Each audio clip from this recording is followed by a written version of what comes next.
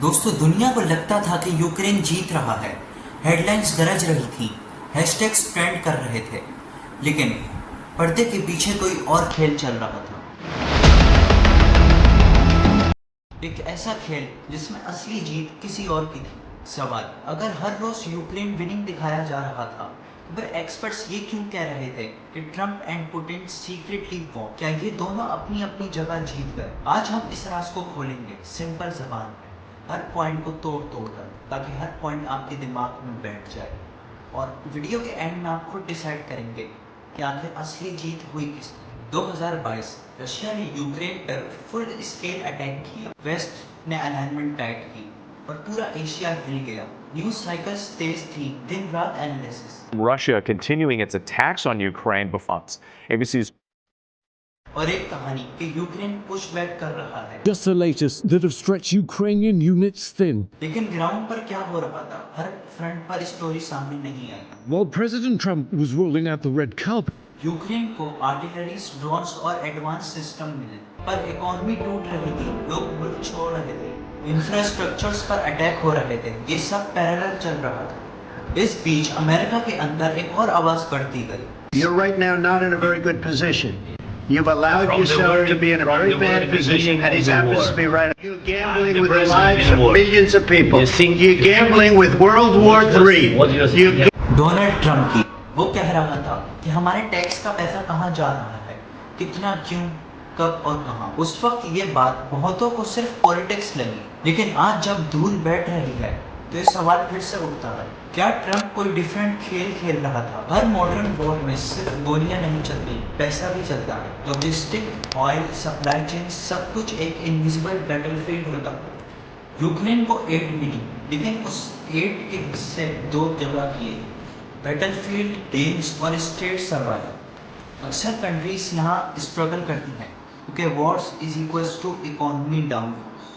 Sanctions ने Russia को रोकना था, पर रशिया ने अल्टरनेट बायर्स ढूंढ लिए, डिस्काउंट्स दिए, नए रूट्स बनाए। रिजल्ट सिस्टम कोलैप्स नहीं और एडजस्ट हो गया।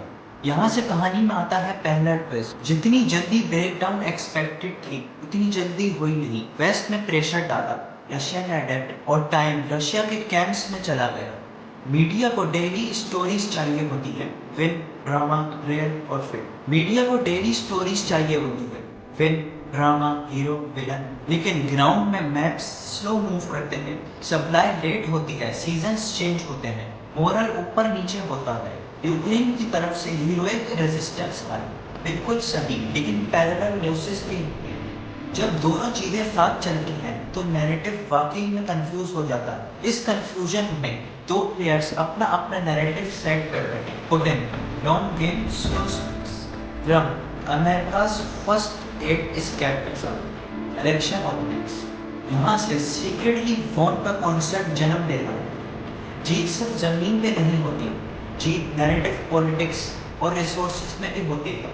पहले बात करते हैं पुतिन की लॉन्ग गेम, कैसे उसने अपने आप को जीत पाया। पुतिन ने एकदम ऑल आउट 2 दिन में ब्लास्ट करने वाला गेम नहीं खेला। उन्होंने फ्रंट्स स्प्रेड किए, प्रेशर पॉइंट क्रिएट किया और विंटर्स को अपनी तरफ से यूज किया। जी हाँ, क्योंकि रशिया में बहुत ज़्यादा, आप लोगों को पता है, बर्फबारी पड़ती है, तो उनके लिए एक ढाल साबित हुई। इंफ्रास्ट्रक्चर स्ट्राइक्स ने यूक्रेन की इकोनॉमी को लो किया, एनर्जी ग्रिड टारगेट हुई। जब लाइट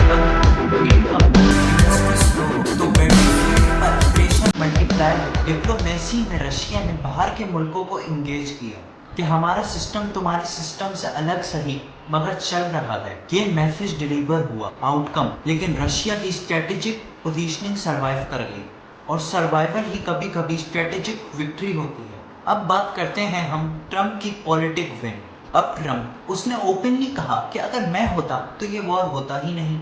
स्टेटमेंट स्ट्रॉन्ग, सपोर्टर्स के लिए क्लियर और क्रिटिक्स के लिए प्रोवोकिंग। उसने यूक्रेन एड को क्वेश्चन बना के उठाया कि अमेरिका के इश्यूज पे पैसा लगाओ, बॉर्डर सिक्योर करो, इन्फ्लेशन दे। ये लाइंस ग्रास रूट्स में हिट करती हैं।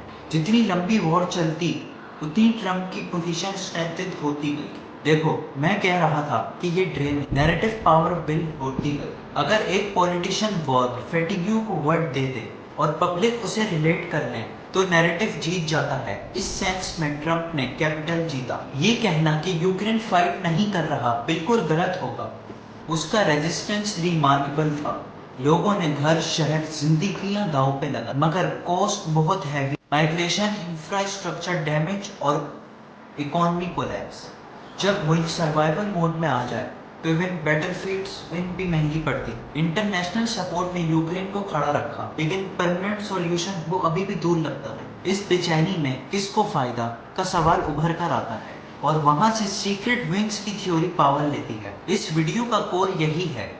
रशिया ने strategic survival, selective territorial leverage जीती। ट्रम्प ने डोमेस्टिक पॉलिटिकल नैरेटिव जीती। दोनों जीत साइलेंट्स हैं, न बैंड बात। बस धीरे धीरे रियलिटी शिफ्ट हुई और लोगों के बाद में समझ आया। इसलिए हम कह रहे हैं कि सीक्रेटली वो स्टेज पे यूक्रेन था, बैक स्टेज पे ट्रम्प और पुतिन अपना अपना प्ले जीते। सेंसेशंस का मतलब था रशिया को इकोनॉमिक तौर पर गिराना, लेकिन वर्ल्ड एक ही ब्लॉक नहीं, अल्टरनेटिव एक्सेस ब्लॉक्स करते। Oil discounts, rupees rouble style settle, parallel logistics, इस सब ने रशिया को ऑक्सीजन दी। और वेस्ट को पता चला कि ग्लोबल साउथ की अपनी प्रायोरिटीज हैं। डॉलर डोमिनेंस अभी मजबूत है, लेकिन चैलेंजेस बढ़ते जा रहे हैं। ये लॉन्ग आर्क स्टोरी है कि दिन में कुछ नहीं होता, लेकिन डायरेक्शंस मैटर करती हैं। नेटो पॉलिटिकली यूनाइटेड रहा, लेकिन इकोनॉमिकली यूरोप को एनर्जी शॉक का सामना करना पड़ा। जब गैस महंगी होती है तो फैक्ट्रीज, हीटिंग, ट्रांसपोर्ट सब कुछ महंगा होता है। पब्लिक प्रेशर बढ़ाता है, इलेक्शन में नैरेटिव्स चेंज होते हैं। यहाँ रशिया का इनडायरेक्ट लेवरेज फील होता है। अगर अलायंस फैटिग्यू आता है, कुछ लोग कहेंगे कि नहीं, रशिया की भी बहुत कॉस्ट लगी है। बिल्कुल, सेंसेशन, आइसोलेशन और कैजुअलिटीज, ये सब रियल था। और यूक्रेन को सपोर्ट के बगैर शायद कोलैप्स था। तो वेस्ट का सपोर्ट भी एक अचीवमेंट है। ये दोनों स्टेटमेंट्स सही हो सकती हैं साथ साथ, लेकिन हम जिस जीत की बात कर रहे हैं वो रिलेटिव जीत, जहाँ रशिया ने टोटल ब्रेकडाउन अवॉइड की और ट्रम्प ने अपना पॉलिटिकल मैसेज मास स्केल पर साइलेंट कर दिया। जितनी देर वॉर चली, उतनी देर यूएस डोमेस्टिक मोड्स चेंज होते हैं। People got tired, endless support, what's the plan? ये सवाल बहुत आम है। ट्रम्प के लिए वे एक फर्टाइल ग्राउंड था। हर रैली में वो एक ये डायलॉग मार सकता है कि मैंने पहले बोला, जो कि एक सिंपल लाइन, स्टिकी लाइन, वो मूविंग लाइन। इसलिए हम कह रहे हैं कि ये एक पॉलिटिकल विन है ट्रम्प की। चाहे रिजल्ट शीट्स में नंबर ना लिखे हों, पर पब्लिक प्रेजेंटेशंस में पॉइंट्स ऐड होगा। आगे क्या? अगर ट्रम्प वापस आता है तो यूएस पॉलिसी में शार्प टर्न्स आएंगे, deals over ideals, translation approach वापस आ सकता है। पुतिन के लिए टाइम भी एसेट रहेगा, एपिसोडिक नेगोशिएशन, ये टेम्पलेट चल सकता है। और यूक्रेन के लिए सबसे बड़ा challenge state rebuilding, security guarantee और दुनिया के लिए ब्लॉक्स और क्लियर नहीं रहेंगे, ग्रे जोन बढ़ेगी। आईएसआई में जियोपॉलिटिक्स का नया दौर लिखा जा रहा है। वॉर में कोई प्योर हीरो या कोई प्योर विलन्स नहीं होते, होता है पेन, लॉस और नैरेटिव्स की लड़ाई। हम एक क्लेम नहीं कर रहे, सिर्फ यही सच है। हम कह रहे हैं कि इस एंगल को भी देखो, क्योंकि कई दफा जीत फ्रंट पेज पे नहीं, फुट नोट्स पर होती है। तो दोस्तों, अगर रशिया ने ब्रेकडाउन अवॉइड कर लिया, सेलेक्टिव गेम्स वोल्ड कर लिए और ट्रम्प ने डोमेस्टिक पॉलिटिक्स में अपने मैजिक बना ली, तो क्या ये कहना गलत होगा कि देश सीक्रेटली हो? जीत जो ना पर्दे पे दिख रही है, न स्कोर बोर्ड पे, पर इफेक्ट हर जगह महसूस हो रहा है। ये कहानी अभी खत्म नहीं। इलेक्शन, एनर्जी, इकोनॉमी सब नए चैप्टर्स लिख रहे हैं। अब आप बताओ, आपके हिसाब से असली जीत किसकी है? यूक्रेन की ब्रेवरी, रशिया की एंड्योरेंस या ट्रम्प का नैरेटिव? कमेंट्स में मिलते हैं। ये थी एमके डॉक्यूमेंट्री की स्पेशल। अगर आपको वीडियो पसंद आई, like, share, subscribe. Next video एक और प्लस एक और अल्लाह।